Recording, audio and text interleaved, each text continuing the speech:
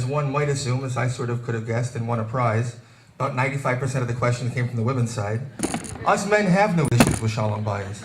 It's clear, we're fine and we're comfortable. We have absolutely no problems, which is, I think, the problem, right?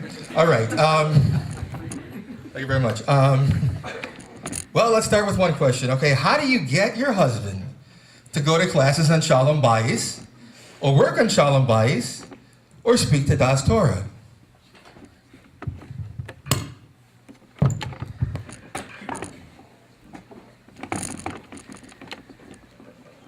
Rabbi Goldwasser mentioned before a very critical point. Every Jewish home, hopefully, is built on Torah.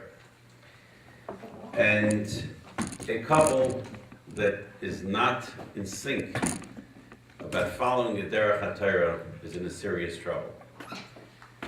I think a wife who's trying to engender this within a family has every right to come to the Rav of her Kehillah or to another Rav that she feels comfortable with.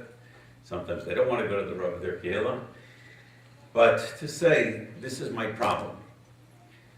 Today, I think the Rabbanim are more often interested to help and to really go out of their way to see to it that we can engender Shalom Bayis.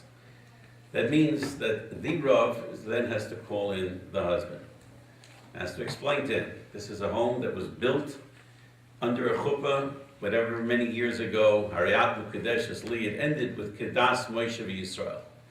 That means it's a marriage predicated on Torah. You're not interested in Torah, then this marriage ceases right now. If it will be based on Torah, then there are guidelines. And the Rav is going to be the one to espouse those guidelines.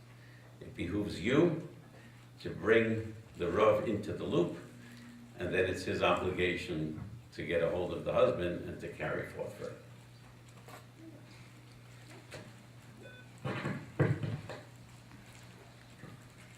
All right.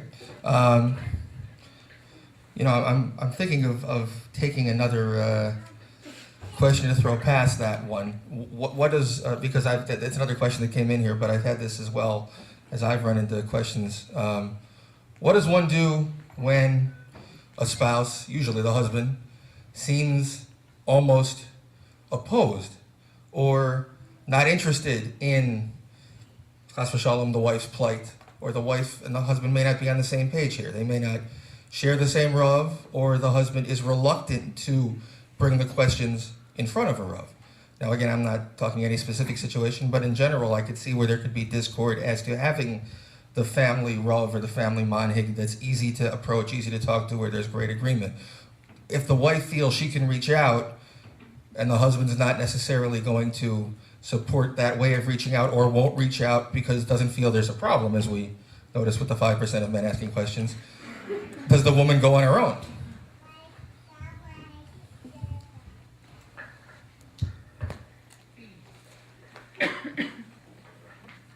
The question, unfortunately, is a frequent question.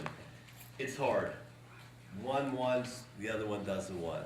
In counseling, they say a rule. Even if the husband is the one with the problem, of course, and he won't go in, so you go into counseling. What I found is that sometimes if one husband or wife will go to the Rav, and they will begin to get some good answers, and they will be helped by it. The other one will become curious. Well, what does your Rav say? And well, what does he say when you go into those sessions? If they get curious, and then the Rav says, listen, your husband or your wife has been coming in the past weeks. Why don't you come and join us?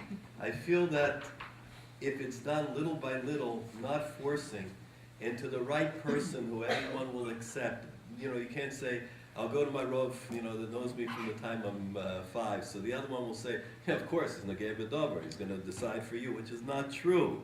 But that's the way that people feel. And also, some are not used to going to a Rav at all.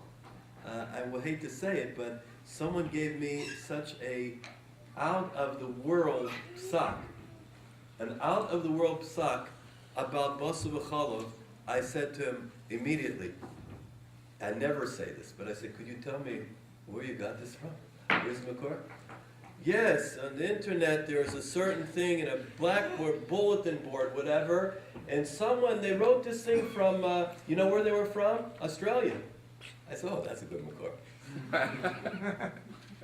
So, people get their ideas and they're not used to going, but we should become more rogal in going. And it's nice, you can never tell what happens. I would let the person, if they won't go in person, let them write to the Rav a letter.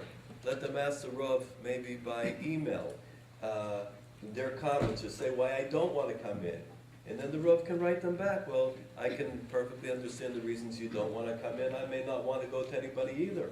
But we're all friends. We are all the same. I'm a boss of Adam, you're a boss of Adam. Maybe you can help me out, maybe I can help you out.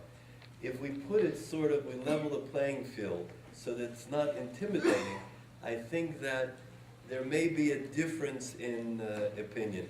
It's a very interesting thing, I'll just say it, I can't resist, that there was a wife that came in and she wanted a divorce from her husband. She's a terrible guy, terrible man, terrible man. So I was waiting already to meet this terrible man. And I'm on her side, right? The guy comes in. I see he's not only a terrible man, but he happens to be a very good guy. And when he was leaving Nebuch, it could not be saved. So they were walking out. He ran back in for a second, and he said, if I would have a question, like in the future, could I call the Rav? Like almost, he's not allowed to talk to me because she talked to me, whatever. I said, sure. We became very close. The other lady found out about it, his former wife, and she sent a message with one of her brothers who lives in the neighborhood and said, well, the Rav didn't have to become best friends with my ex-spouse. You can never tell. And that's why I say that a person will never know where things will end up. When we keep it to ourselves, it's just private. I'm nogeh b'davar, my wife's nogeh b'davar. We cannot paskin on each other who's right or wrong. We have to go to someone that has das Torah that can listen, and they will be able to direct us in the right way. I don't want to make a wrong decision, even for myself. I'm totally nogeh b'davar, only myself. If I don't say and I don't do according to das Torah, I don't want to mess up my own life. So I would present it not as you have to go or you have to go, but rather